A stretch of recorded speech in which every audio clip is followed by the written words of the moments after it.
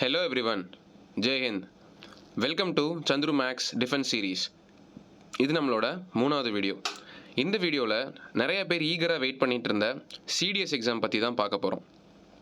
Combined defence services exam for IMA Indian military academy, OTA officers training academy, AFA air force academy and INA Indian naval academy.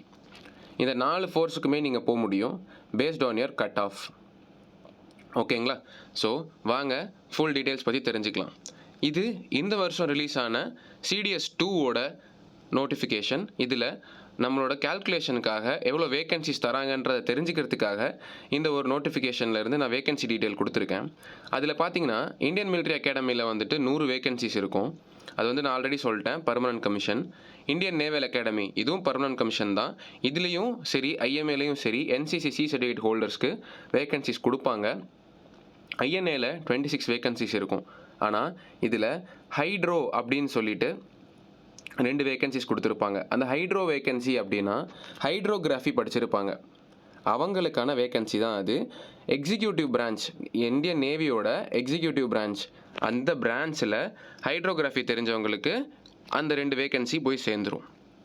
So hydrography அப்படின்னா என்ன தெரிஞ்சுக்கிறதுக்காக சொல்கிறேன்.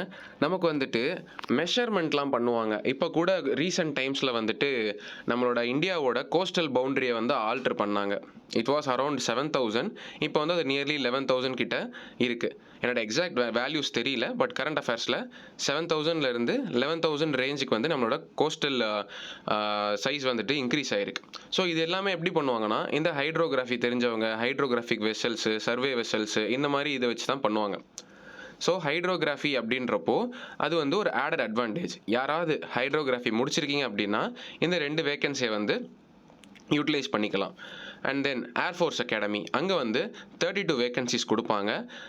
Purely flying தான். ஆஃப்கேட்டுக்கும் இதுக்கும் உள்ள வித்தியாசம் என்னென்னா, நீங்கள் இந்த ஏர்ஃபோர்ஸ் அகாடமி போகணும் அப்படின்னா CDS என்ட்ரி, ஆஃப்கேட் என்ட்ரி மூலமாக போவீங்க. அண்ட் ஸ்பெஷல் என்ட்ரியும் இருக்குது. ஸ்பெஷல் என்ட்ரியும் இந்த CDS என்ட்ரியும் உங்களை ஃப்ளையிங்க்கு மட்டும்தான் கூட்டிகிட்டு போகும். அதுவே உங்களுக்கு நான் கிரவுண்ட் டியூட்டி பிரான்ச்சஸ் போன வீடியோவில் போட்டிருந்தேன், பார்த்துருப்பீங்க. Ground duty and other branches பார்த்தீங்கன்னா logistics, educational branch and then weapon system branch. இந்த பிரான்ச்சுக்கெல்லாம் நீங்கள் போகிறதுக்கு ஆஃப்கேட் என்ட்ரி மூலமாக போகலாம். அண்ட் இதில் ஃப்ளையிங் தான். ஆஃபீஸர்ஸ் ட்ரைனிங் அகாடமி சென்னை, மெட்ராஸில் இருக்குது. எல்லாருமே அதை பார்த்துருப்பீங்க. அந்த இடத்த கிராஸ் பண்ணும்போதே பெரிய வந்து ஒரு கேட் இருக்கும். அந்த கேட்டில் ஒரு நேம் எழுதியிருக்கும். யாருக்காவது தெரிஞ்சவங்க இருந்தீங்கன்னா கமெண்ட் செக்ஷனில் அதை கமெண்ட் பண்ணுங்கள். பட் அங்கே தான் வந்துட்டு ஆஃபீஸர்ஸ் ட்ரைனிங் அகாடமி இருக்குது. அதுக்கான வேக்கன்சிஸ் பாருங்கள். மென்னோட வேக்கன்சிஸு 276 வேக்கன்சிஸ் தராங்க. ஜஸ்ட் 2 பேப்பர் தான் எழுதி SSBக்கு நல்லா ப்ரிப்பேர் பண்ணி போனோம் அப்படின்னா கண்டிப்பாக அந்த 276 வேக்கன்சிஸில் நமக்கும் ஒரு வேக்கன்சி இருக்குது. And officers training academy same Chennai தான். அதில் வந்து விமென்க்கு வந்துட்டு 19 வேக்கன்சிஸ் தராங்க. ஸோ இந்த இயர் நடந்த செகண்ட் CDSல 453 வேக்கன்சிஸ் இன் டோட்டல். அடுத்தது பார்த்தீங்கன்னா இந்த ஸ்ட்ரக்சர். ஸோ ஃபஸ்ட்டு வந்துட்டு இங்கிலீஷ் எக்ஸாம் ஸ்ட்ரக்சரில் first English, second paper general knowledge, third paper elementary maths. இது எதுக்குன்னா Indian military academy, air force academy and then Indian naval academy, இந்த 3 பர்மனெண்ட் சர்வீசஸ்க்கு இந்த 3 பேப்பர் நீங்கள் எழுதணும். அண்ட் தென் இல்லை நான் வந்து ஷார்ட் சர்வீஸ் போகிறேன்னு நினச்சிங்கன்னா அதே ஆர்மிக்காக OTAக்கு மட்டும் நீங்கள் எக்ஸாம் எழுதுகிற மாதிரி வரும். அதில் 2 பேப்பர் தான், மேக்ஸ் வராது, English and general knowledge. So அவ்வளோதான். இது வந்து 100 மார்க்ஸு. இங்கிலீஷில் 120 கொஷின்ஸ் இருக்கும், ஜென்ரல் நாலேஜ்லேயும் 120 கொஷின்ஸ் இருக்கும். கன்வெர்ட் பண்ணும்போது 100 கன்வெர்ட் பண்ணிவிடுவாங்க. ஸோ இந்த எக்ஸாம் வந்து நிறைய பேர் டஃப்னு நினச்சிட்டு இருப்பாங்க, நிறைய பேர் ஈஸின்னு நினச்சிட்டு இருப்பாங்க. இந்த எக்ஸாம் நம்ம எப்படி அப்ரோச் பண்ணுறோமோ அதை பொறுத்து தான் இது டஃப்பாக ஈஸியான்றதை நம்ம டிசைட் பண்ண முடியும். ஸோ அந்த ப்ரிப்பரேஷன் ஸ்ட்ராட்டஜிக்குள்ளே போகிறதுக்கு முன்னாடி ஏஜ் லிமிட் என்னென்ன இருக்கணுன்றதை நான் இங்கே போஸ்ட் பண்ணியிருக்கேன். இது இந்த வருஷம் முடிஞ்ச எக்ஸாமோடது. அடுத்த வருஷம் எக்ஸாம் வரும். அவங்க இப்போ கொடுத்துருக்க ஏஜ் லிமிட்டை பார்த்துக்கோங்க. இந்த ஜோனில் இருக்கவங்க மட்டும்தான் நெக்ஸ்ட் இயருக்கு அப்ளை பண்ண முடியும். நான் நெக்ஸ்ட் இயர் நோட்டிஃபிகேஷன் வரும்போது நான் கண்டிப்பாக உங்களுக்கு தெளிவாக வந்துட்டு ஏஜ் இவ்வளோ இருக்கணுன்றதை நான் சொல்லிடுறேன். அண்ட் தென் இந்த பாயிண்ட் பார்த்துக்கோங்க, அன்மேரிடாக இருக்கணும். மெயினாக அன்மேரிடாக இருக்கவங்க மட்டும்தான் இந்த எக்ஸாம் எழுத முடியும். அண்ட் தென் இதில் பார்த்தீங்கன்னா 5th பாயிண்ட் பாருங்கள், for officers training academy SSC women non technical course unmarried women issueless widows who have not remarried and issueless divorcees in possession of divorce documents who have not remarried are eligible. ஓகேவா? So இந்த ஒரு பாயிண்ட்டை clarify பண்ணிக்கணும் நாம. அதனால தான் நான் வந்து எலிஜிபிள்ன்றதை நான் அழுத்தி மென்ஷன் பண்ணியிருக்கேன்.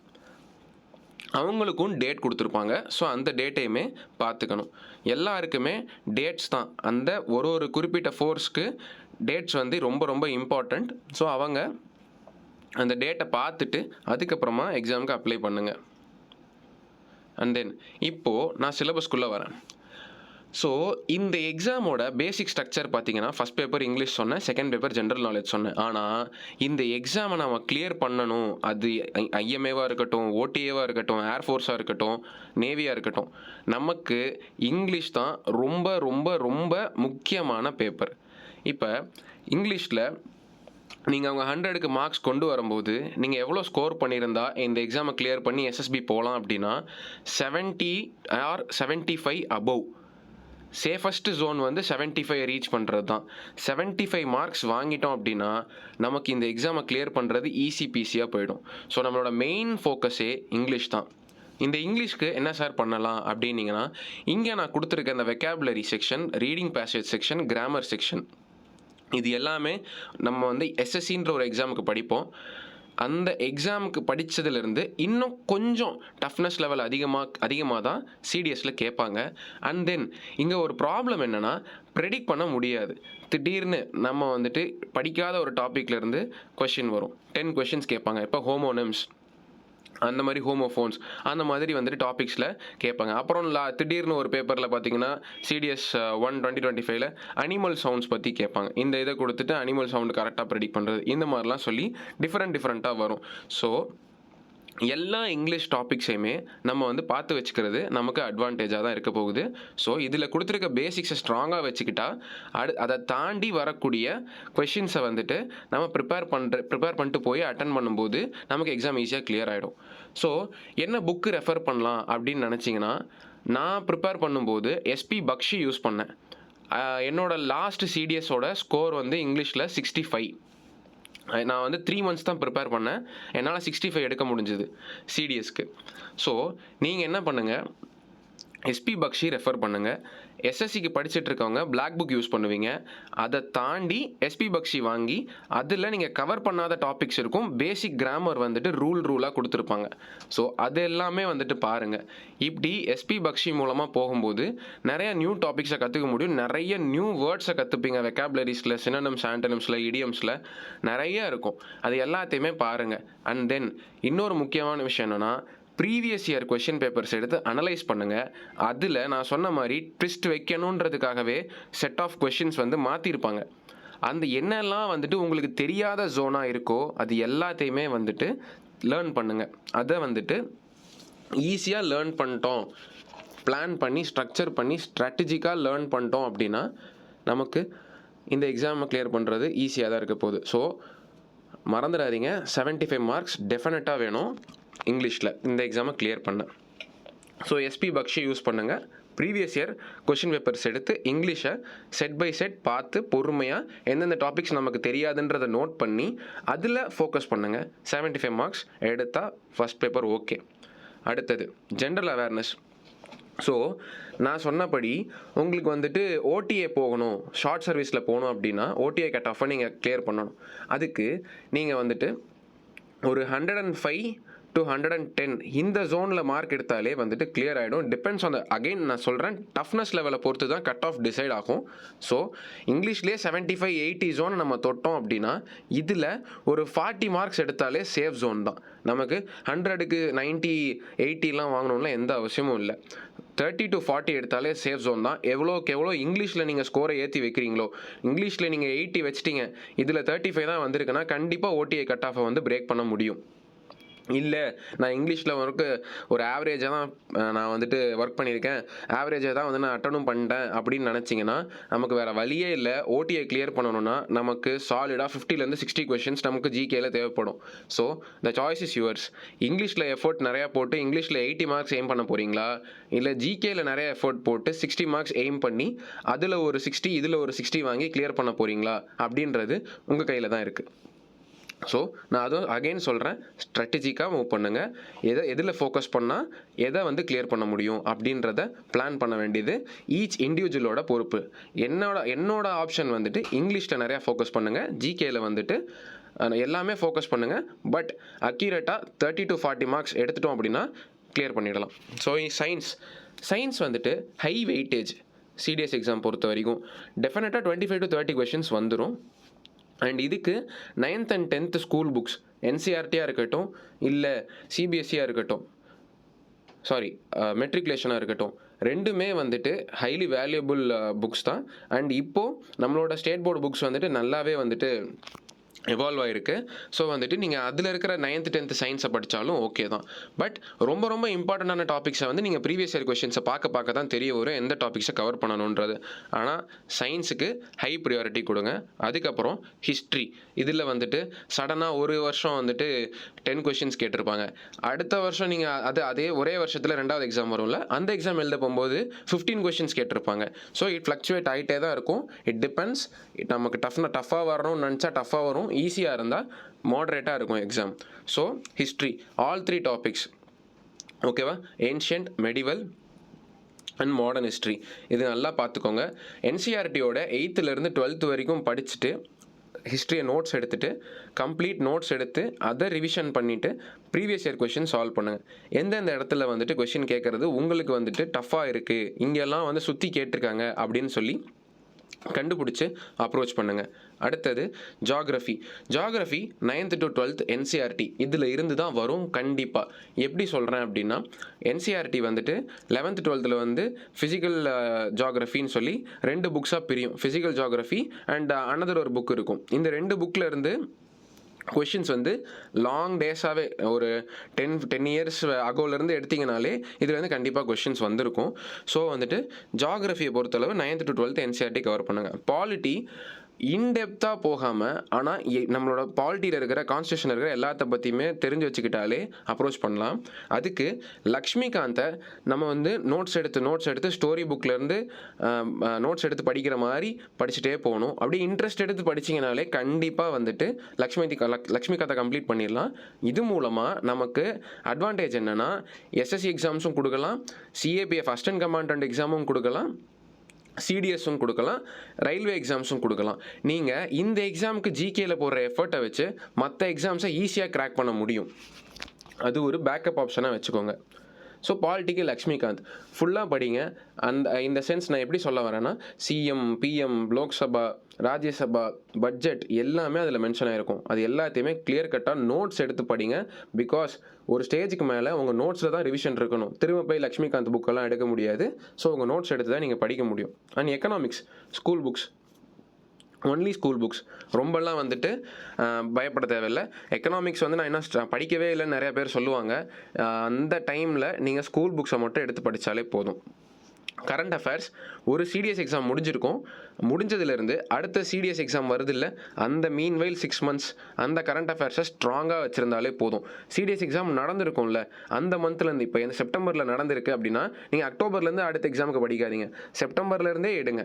கொஷின் செப்டம்பர்லேருந்தும் வரதுக்கான வாய்ப்பு இருக்குது. ஸோ அந்த 6 months கரண்ட் அஃபேர்ஸ் எல்லாமே டாப் டு பாட்டம் கிளியர் கட்டாக எல்லா டாபிக்ஸுமே கவர் பண்ணிவிடுங்க. கொஷின்ஸ் கண்டிப்பாக வரும். அண்ட் நல்ல ரிவிஷன் பண்ணணும். அதுதான் சிடிஎஸ் எக்ஸாம் கிளியர் பண்ணுறதுக்கான best thing. And then maths வந்துட்டு 3rd பேப்பர் நான் சொன்ன மாதிரி பர்மனன்ட் கமிஷனுக்கு போகிறதுக்கான ஒரு வழி. இதில் வந்து அரித்மெட்டிக் மேக்ஸ் வரும். இதில் நான் மென்ஷன் பண்ணியிருக்கேன் எல்லாமே கேட்பாங்க. எஸ்எஸ்சி யாரெல்லாம் படிக்கிறீங்களோ ரொம்ப ஈஸியாக இருக்கும். இல்லை நான் டிஃபென்ஸை ஃபஸ்ட்டு ப்ரியாரிட்டியாக வச்சு படிக்கிறேன்னு நினச்சிங்கன்னா இதுக்கு நீங்கள் மேக்ஸ் படிச்சிங்கன்னா போதும். எஸ்எஸ்சியும் எழுதலாம், ஆர்ஆர்பியும் எழுதலாம். பட் என்ன ஒரு டிஃப்ரென்ஸ்னால், இங்கே இருக்கிற மேக்ஸுக்கு அங்கே இருக்கிற மேக்ஸுக்கும் டைமிங் வந்து டிஃபர் ஆகும். எஸ்எஸ்சி அண்ட் ஆர்ஆர்பி மேக்ஸுக்கெலாம் நீங்கள் டைமிங்கில் ரொம்ப ஃபோக்கஸ் பண்ணணும், நிறைய மார்க்ஸ் போடணும். இங்கே கான்செப்டில் ரொம்ப ஃபோக்கஸ் பண்ணணும் சிடிஎஸ் மேக்ஸில். ஸோ நான் வந்து பர்மனன்ட் கமிஷன் போகணுன்னு ஆசைப்பட்டீங்கன்னா நீங்கள் நான் சொன்ன மாதிரி 75 ஆர் 80 அந்த ரேஞ்சில் இங்கிலீஷில் ஸ்கோர் பண்ணிட்டு 30 to 40 ரேஞ்சில் ஜிகேயில் ஸ்கோர் பண்ணிட்டு மேக்ஸ்ன்னு வரும்போது 25 to 30 கொஷின்ஸ் 25 to 30 கொஷின்ஸ் கரெக்டாக பண்ணிட்டீங்கனாலே கண்டிப்பாக கிளியர் ஆகிடும். கண்டிப்பாக இந்தியன் மிலிட்ரி அகாடமி, ஏர்ஃபோர்ஸும் கிளியர் ஆகிடும். இன்னும் ஒரு 10 கொஷின் சேர்த்து அட்டன் பண்ணிங்கன்னா அக்யூரேட்டாக மேக்ஸில் அடிச்சிட்டிங்கன்னா கண்டிப்பாக வந்து நேவல் அகாடமியோட கட் ஆஃபும் கிளியர் ஆகிடும். ஸோ நேவல் அகாடமி அதிகமாக இருக்கும், அதுக்கடுத்து ஏர்ஃபோர்ஸ் அகாடமி, அதுக்கப்புறம் இந்தியன் மிலிட்ரி அகாடமியோட கட் ஆஃப், அதுக்கப்புறம் ஓடிஏவோட கட் ஆஃப். ஸோ இதுதான் concept. And then algebra, trigonometry, geometry, mensuration, statistics இதுலேருந்து தான் கேட்பாங்க. ஸோ இதுதான் வந்துட்டு மேக்ஸுக்கான ஆப்ஷன். இங்கிலீஷில் நல்லா பர்ஃபார்ம் பண்ணி ஜிகேயில் நான் சொன்ன 30 to 40 ரேஞ்சை வாங்கி மேக்ஸில் ஒரு 20 to 25 கொஷின்ஸ் பண்ணிங்கனாலே எக்ஸாம் ஓவர், கன்ஃபார்ம் கிளியர் பண்ணிடலாம். அண்ட் தென் நான் வந்து சிடிஎஸ் எக்ஸாம் அப்படின்றதுனால மட்டும் நான் இதை சொல்லலை. எந்த எக்ஸாமாக இருந்தாலும், எந்த ஒரு கோலாக இருந்தாலும் எவ்ரிதிங் டேக்ஸ் டைம். அது நம்ம எல்லாருக்கும் தெரியும்.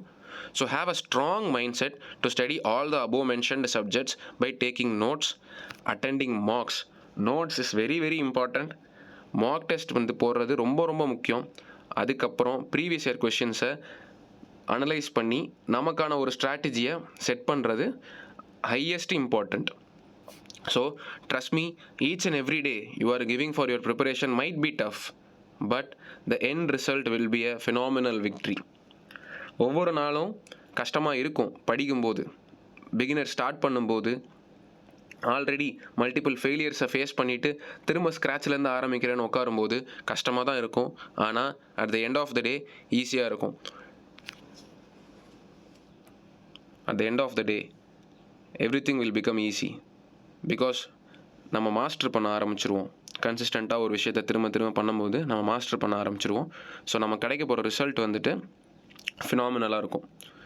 Just trust the process. Defence exam படிக்கிறீங்க அப்படின்னா என்ன எக்ஸாம்ஸ் படித்தாலும் சரி, சிடிஎஸ், ஆஃப்கேட், சிஜிகேட் எது படித்தாலும் சரி, எஸ்எஸ்பி ப்ரிப்பேர் ஆகும்போதும் சரி, ஜஸ்ட் ட்ரஸ்ட் த ப்ராசஸ். நாளைக்கே ஜெயிக்கணும்னு நினைக்காம கண்டிப்பாக ஜெயிக்கணும், அதுக்காக என்ன வேணால் பண்ணணும் அப்படின்ற மைண்ட் செட்டில் இருங்க ஃப்யூச்சர் ஆஃபீஸர்ஸ்.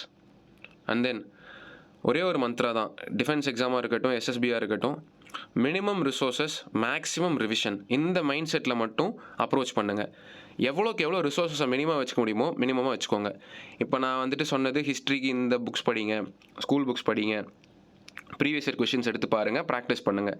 அதே மாதிரி எக்கனாமிக்ஸ் ஸ்கூல் புக்ஸ் படிங்க, ப்ரீவியஸ் இயர் கொஷின்ஸ் பாருங்கள். கரண்ட் அஃபேர்ஸ்க்கு 6 months பாருங்கள். ஆனால் நம்ம என்ன பண்ண ஆரம்பிச்சிடுவோம், நம்மளோட பிகினிங் ஸ்டேஜில், பிகினர்ஸ்க்காக தான் நான் இதை சொல்கிறேன், பிகினிங் ஸ்டேஜில் ஏகப்பட்ட ரிசோர்ஸ் எடுத்து ஹிஸ்ட்ரிக்காகவே இந்த ஒரு இன்ஸ்டியூஷன்லேருந்து எனக்கு இது கிடச்சிது, அந்த இன்ஸ்டியூஷன்லேருந்து இது கிடச்சிது, ப்ளஸ் ஸ்கூல் புக்ஸு, இவ்வளோ கிளம்ஸியாக நம்ம எடுத்துகிட்டு போனோம் அப்படின்னா நம்ம கையில் ஒன்றுமே இருக்காது at the end of the process. So ரிசோர்ஸஸை லிமிட் பண்ணுங்கள். இதுதான் ஸ்டாண்டர்டாக, இதுதான் இதில் இருந்தால் கொஷின்ஸ் வரும் அப்படின்னு இருக்கும்போது அந்த ரிசோர்ஸஸை மட்டும் நல்லா டாப் டு பாட்டம் அவன் எப்படி ட்விஸ்ட் பண்ணி கேட்டாலும் படிக்கிற மைண்ட் செட்டுக்கு வந்துடுங்க. அதான் நான் சொல்கிறேன், minimum resources, maximum revision. Number of times revision பண்ணிட்டே இருக்கணும். ரிவிஷன் பண்ண பண்ண பண்ண பண்ண நமக்கு வந்து அந்த சப்ஸ்டன்ஸ் மண்டையில் ஸ்ட்ராங்காக நிற்கும். எக்ஸாமில் போகும்போது அந்த ரிவிஷன் மூலமாக திங்க் பண்ண முடியும். ஏதாவது ட்விஸ்ட் வச்சாலும் கண்டிப்பாக திங்க் பண்ணி சிடிஎஸ் மாதிரி எக்ஸாம்ஸில் அப்ரோச் பண்ண முடியும். அண்ட் தென் டெய்லி ரொட்டீன், நான் இதை போன வீடியோவில் தரணும்னு நினச்சேன். டிஃபென்ஸ்க்கு யாரெல்லாம் ப்ரிப்பேர் பண்ணுறீங்களோ கண்டிப்பாக ஒரு ஸ்ட்ராங்கான ரொட்டீன் வச்சுக்கோங்க. அப்போ தான் எஸ்எஸ்பி கிளியர் ஆகும். ஸோ ஃபர்ஸ்ட் வேக்கப் ஏர்லி, சீக்கிரமாக எந்திரிச்சு பழகுங்க. 5 o'clock or 5:30 எந்திரிச்சிட்டு ஒர்க் அவுட் பண்ணணும். கண்டிப்பாக நீங்கள் ரன்னிங் போங்க, ஸ்ட்ரென்த் ட்ரைனிங் பண்ணுங்கள், என்ன வேணால் பண்ணுங்கள். பட் 5 days a week வந்துட்டு ஒர்க் பண்ணி தான் ஆகணும், ஒர்க் அவுட் பண்ணி தான் ஆகணும்.